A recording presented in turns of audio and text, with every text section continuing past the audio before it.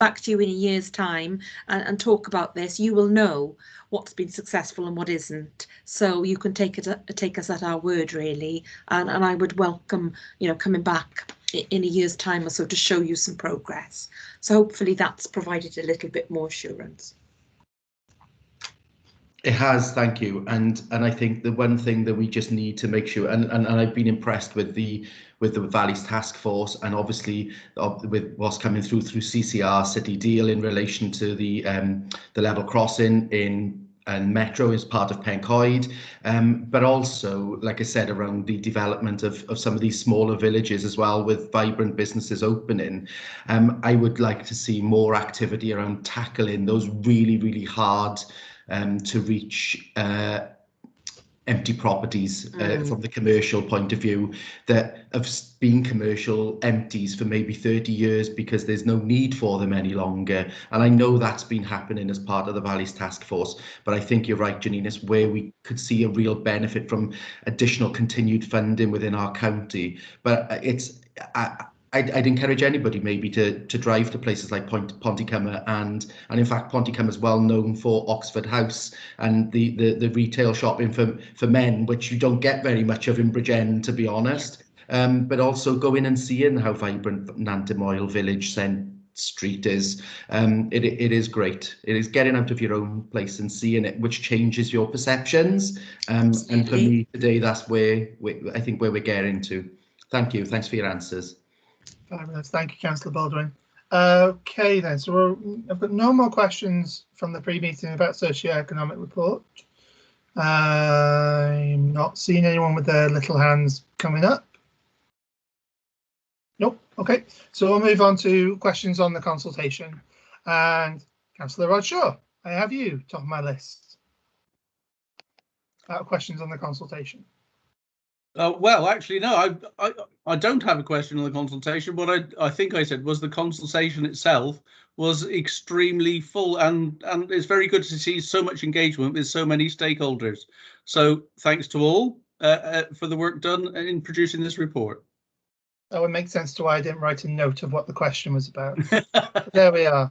Thank you for that. Councillor Gareth Howells, you had a question about TFW and the railways? Yes, I did. Thanks, Chair. And I'd like to endorse and echo the comments made about the consultation and the document. It's very good. What I wanted to know, Chair, is obviously the idea of having an access point at the rear of the station, I think, is a positive development, and obviously because of the lack of space on the front and the idea of the integrated transport hub.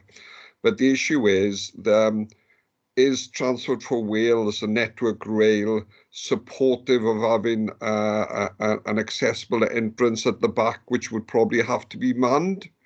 Because they'd have to put additional resources there to man it, because I think, Chair, you and I discussed the issue about there's supposed to be a disabled access at the rear of the station, which is very, very difficult to actually get into, because I've had experiences of people unable to use it. So I just want to know, what is the Transport for Wales / Network Rail view on the proposal? Are they supportive, and are they prepared to sort of invest and fund some of these extra resources in about providing? Thanks, Chair.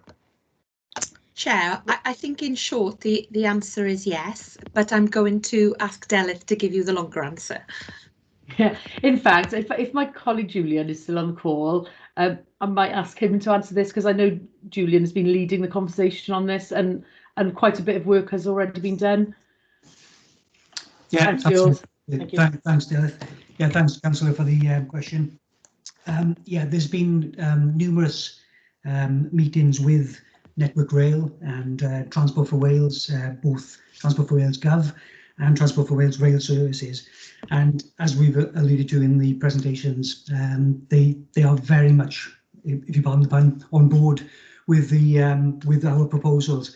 In fact, we met with them on site last week, Network Rail and Transport for Wales. Their investment manager was in attendance, and we've been through all our proposals, and they're very keen to see that a new entrance on the eastern side of the track. You're absolutely right to bring up the issue of increased staffing, because that has been brought up in meetings. That is something that will have to be addressed. But having said that, they are very supportive of creating this new entrance that way, but they appreciate that there will be logistical issues, staffing being one of them, associated with that. But yes, they are very much on board. I can confirm that. Councillor House, did you want to come back? Or? No, I think that's fine. You know, the only other point I wanted to raise was the issue. Of course, there is also a problem, I think, with the amount of parking space available at the station, and obviously with the entrance on the east side there, you know, there's obviously going to be another issue with parking there. So I'm just want to be clear that that's not also going to be a problem going forward. Yes, thanks, Councillor. Again, parking has been discussed in great depth. It is an issue and will have to be resolved, because obviously we've got an existing parking provision on the western side of the track, and so there may have to be allocation then provided on the eastern side of the track, because as Gillian said, mentioned that we want this to be a sort of transit-oriented development, sort of incorporating places where people can park. With adequate bus links, people can access it on foot and cycle there. So it is all part of the integrated approach for that for the site. But yeah, parking has been discussed and it will have to be addressed. Yeah. Thank you. Thanks, Julia. Thanks, Chair and Derek. Fabulous. Thank you. Thank you both for that. The next question was from Councillor Lynn Walters. We know she's left the meeting recently. Her question was about property developers and what consultation has taken place with them on what these things are going to be delivered in terms of like residential buildings and stuff and stuff like that. I probably haven't given that question much justice, but yeah, that was her question. Anyone wants to come in? Yeah, no, I'm happy to answer that.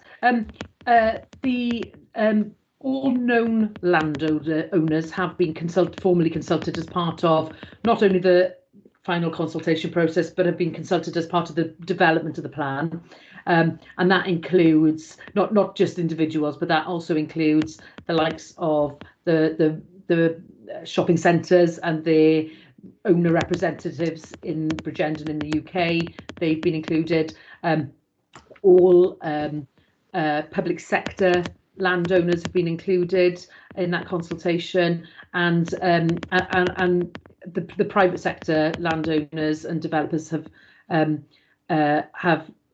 received the master plan well. Have been fully consulted. Consulted is the wrong word actually in relation to the landowners. That they've been included in the development of some of the project ideas. So it's not a fait accompli from their part. They've been part of the development process and welcome the projects that are included within the plan. We've also included conversations with agents. So those that represent major developers looking for sites and premises, they've been included within the development and consultation process as well. Fabulous. Thank you very much for that. Lida, you have your hand up. Yeah, just to emphasise that they're much more than consultees. They're actually very active and crucial partners, and actually much of the progress that we have made has been through that partnership. And even if it's us not directly having that relationship, it might be, for example, through RSLs having that relationship with landowners. But I think it's fair to describe it, because we do know about who owns what in the town centre, that we've had overwhelmingly positive engagement with the majority of of landowners in the town centre in terms of the square footage that they own, but also the number of owners as well, because that obviously is different. There are some landowners that have a much bigger footprint in the town centre than others, and I would say that overall that has been a key to progress in recent years, and will be key to progress going forward. Is that this is not just BCBC's vision for the town. It is everyone's vision for the town, including all our public sector partners, but also the private sector as well. And they're as excited about this plan as we are, because they can see the potential as we can see the potential as well. Thanks, Chair. Fabulous. Thank you very much, Leader. I'm sure if I haven't done that question any justice, I'm sure Councillor Walters will come back and with those answers as well. So thank you for that. I have no other questions written down from the pre-meeting. Does anyone have any questions? Please feel free to raise your hand now, or we can let the officers go and the cabinet member or the leader go. No. All right then. Thank you very much for your time today, Janine and Dalit and everyone else, and the leader as well, of course. Very informative today. I think we've had a very good, very long discussion. I think we'll call it that, and a very fruitful one, hopefully, as well. But thank you all for coming. Obviously, councillors, don't go because we need to do the recommendations. But please feel free to go if you wish, officers and the leader. Thank you very much. Thanks so much. It's been invaluable, Chair. Really helpful, actually, to next steps. Thank you. Fabulous. Thank you very much. Yeah, thank you very much, Chair. Thank you. All right. Give it a minute, let them all go.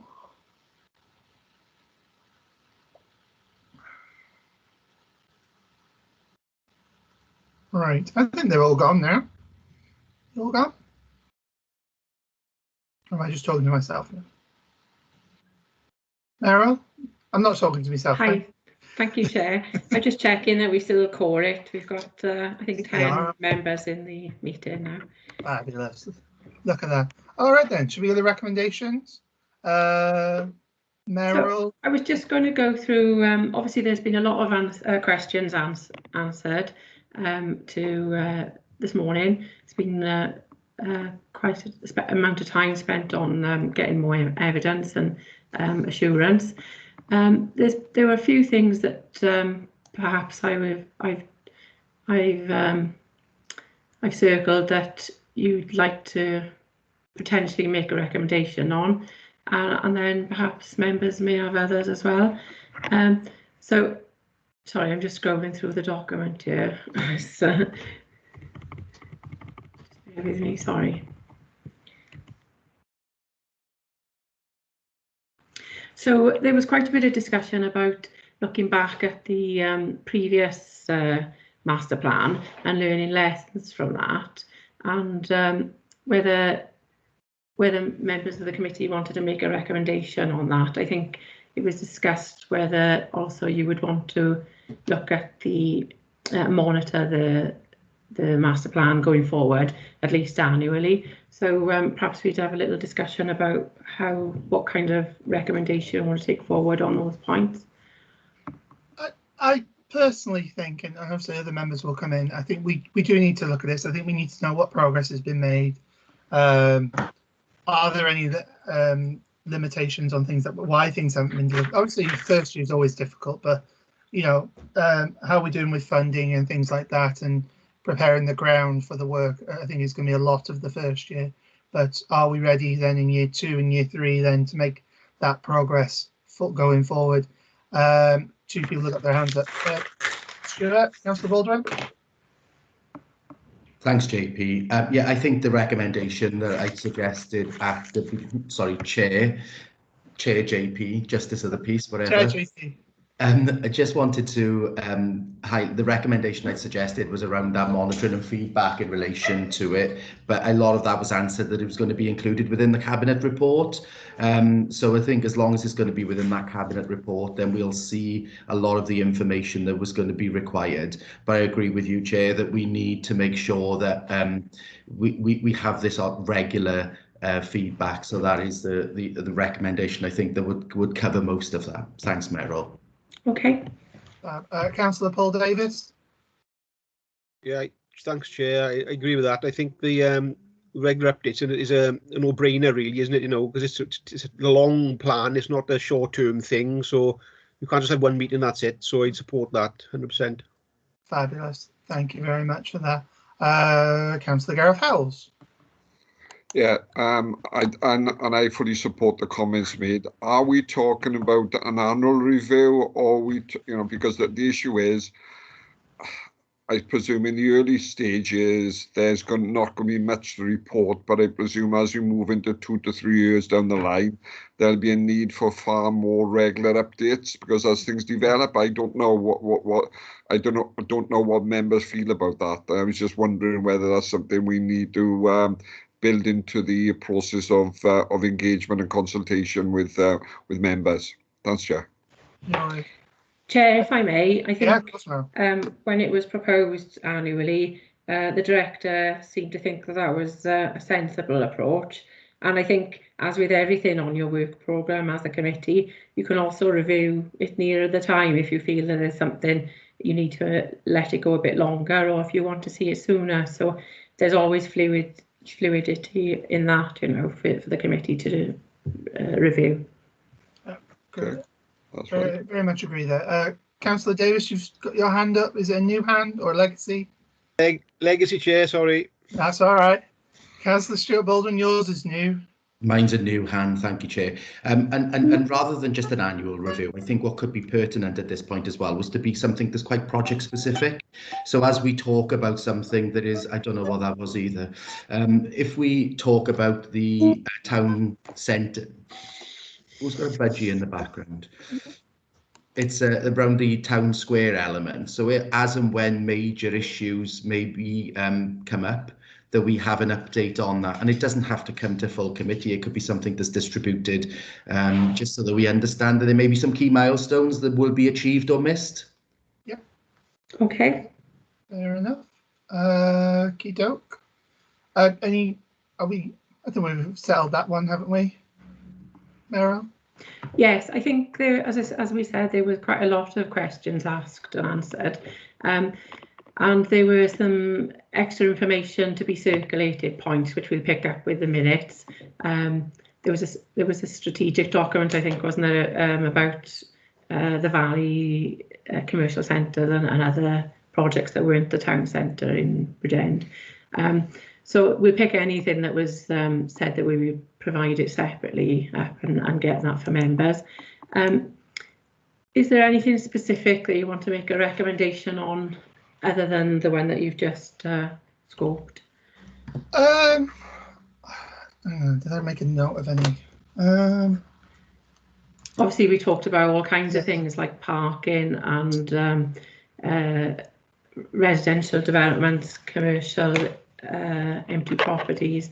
But as you've said, really, a lot of that is going to be put into the report to Cabinet, yeah, which members will see.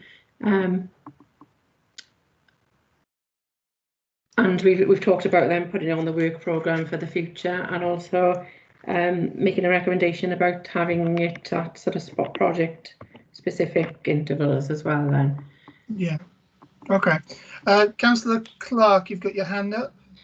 Yes, just coming on the back of what Meryl is saying there. I mean, we were talking about, weren't we, that there was going to be a social mix of ages, income streams, etc.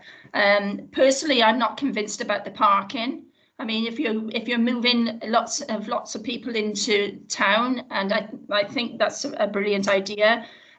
You know, to say that that person being single or living on their own isn't going to have a vehicle Well, I think that's a bit pie in the sky as far as I'm concerned. Ross mentioned about toilets, the lack of toilets in town, you know, in Bridgend. We got the problem down here in Porthcawl as well. I mean, you know, if you're a disabled person, before you set off from your home in the morning, you have got to work out where toilets are. Because if you want to go during the day, and let's face it, majority of people will, then, you know, they've got to know where the toilets are. And I mean, if you're in the train station, for instance, okay, there are toilets up there, and the nearest one is the bus station, then you know you've got a problem if you've got Crohn's disease or any sort of disease, you know, that's that affects your need to go to the toilet on a regular basis. So toilets are a problem. Again, with the parking, you know, I've written down cultural change. They want people, you know, to change their culture about driving, etc. I mean, we heard a lot about active travel. Yes, active travel is wonderful if it works, but you know, to change people's culture, talking about park and ride, etc. I do have my reservations. I've got to be honest. You know, it's a good plan, but I have got my doubts. So, as a committee, do you want to make a comment or a recommendation expressing your concerns about the issue of residential parking as more development in the town centre for residential is? Do you want to make a comment to that effect? I think we should make a comment to that effect. I'm not sure if there's a full recommendation there, because I don't think any of us have a solution other than building a massive multi-storey car park, which is exactly. Yeah. So the other thing is maybe you'd want to see the parking. I think they talked about parking strategy. Yes. You want to see that in scrutiny at the opportune time. Yeah, I think that'd be a good thing for this committee. Well, definitely SOSC3 anyway. If I could just come back, Chair, you know, when you're talking about moving 1,200 people into the town from the college, I mean, those of us that drive past Cowbridge Road, you know, there's a heck of a lot of parking on the campus for vehicles, but we know that it flows out to Cowbridge Road. It flows out to I can't think of the name of the road now. I think it's Fairfield Avenue or Fairfield Crescent or something. You know, it's all around there, and I guess possibly, I don't know, perhaps people park in Tesco car park. I don't know. You can only park there for so long, I guess. But we know it. You know, there's not enough room for cars, for vehicles there now on the campus. So when you're talking about moving the Sony theatre and things into town, parking, I think parking is going to be a huge issue. Yeah. So we're not just talking about, just to clarify what we just discussed, we're not just talking about the residential development, we're talking about the fact that there'll be so many more students in town, and if the theatre were to move as well, then the parking for those. Yeah. I think we should look at it all. I think that would be part of the parking strategy that SOSC3 can have a look at. I think that would be something we could look at. And definitely make a comment that we are concerned about the level of parking facilities and public convenience facilities in the town with this generation project. Okay. I think a councillor made mentioned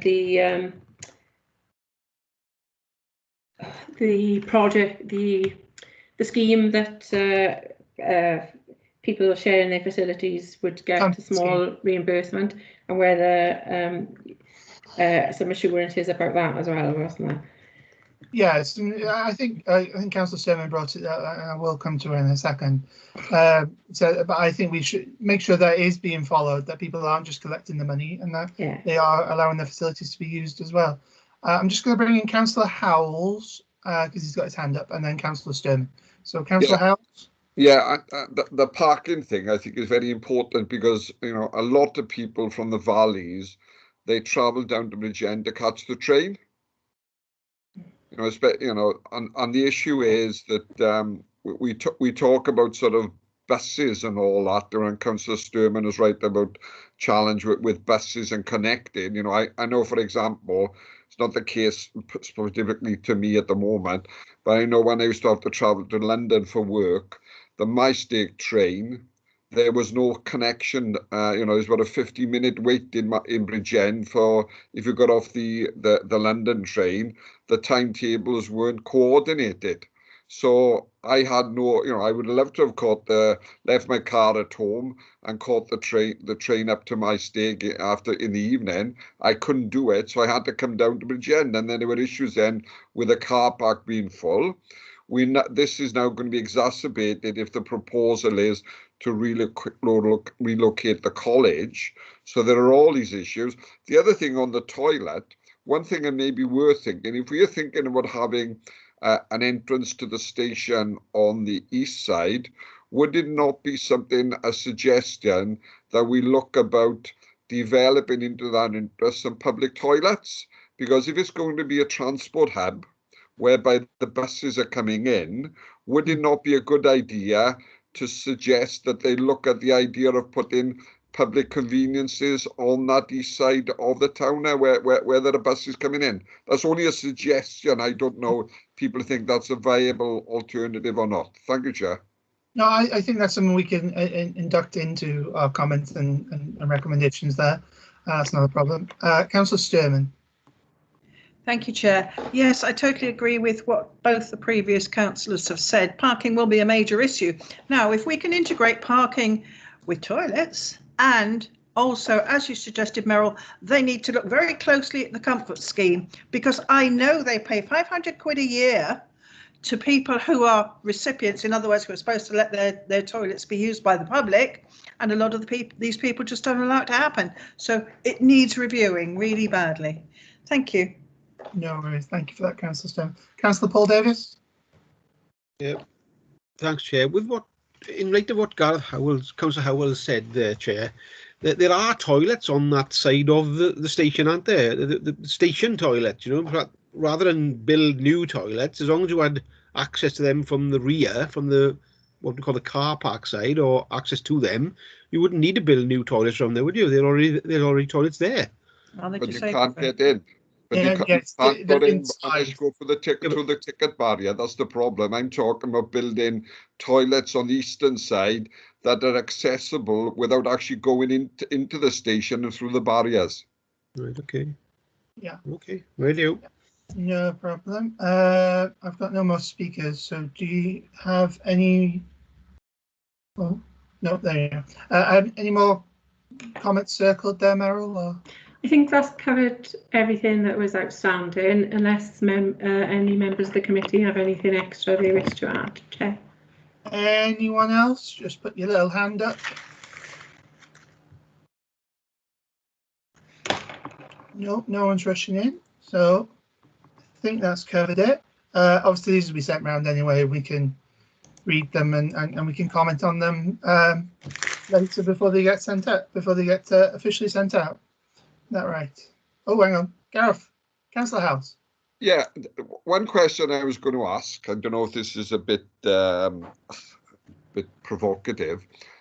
How are we going to measure the success going forward of this?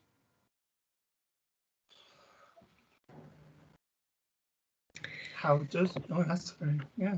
I think you can make a comment. It's been raised, isn't it, by a number of councillors about the monitoring of the strategy going forward and the evaluation of it, and the members who raised looking back at the old plan.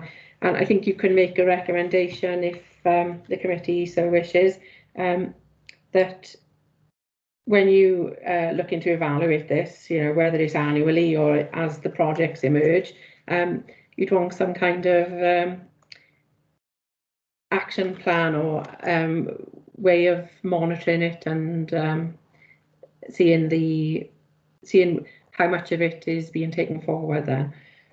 Yeah, I think one thing about this report, this one compared to what seems to be what happened in the last one, this one seems to be more flexible in certain places, so that, you know, we're not reliant on big flagship stores like Debenhams or Marks and Spencers to grow our town centre. So I think it is a little bit more complicated on how to.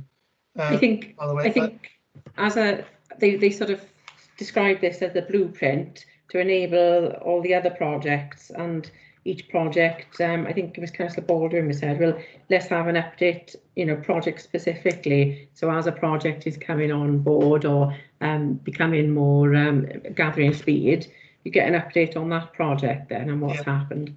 And maybe the sum of all of those achieves the overall strategy, doesn't it? Yeah, I think that two-pronged sort of approach there, individual and the bigger picture one as well. I think that's the way forward. I think that's how we'll have to measure it going forward. Councillor Baldwin.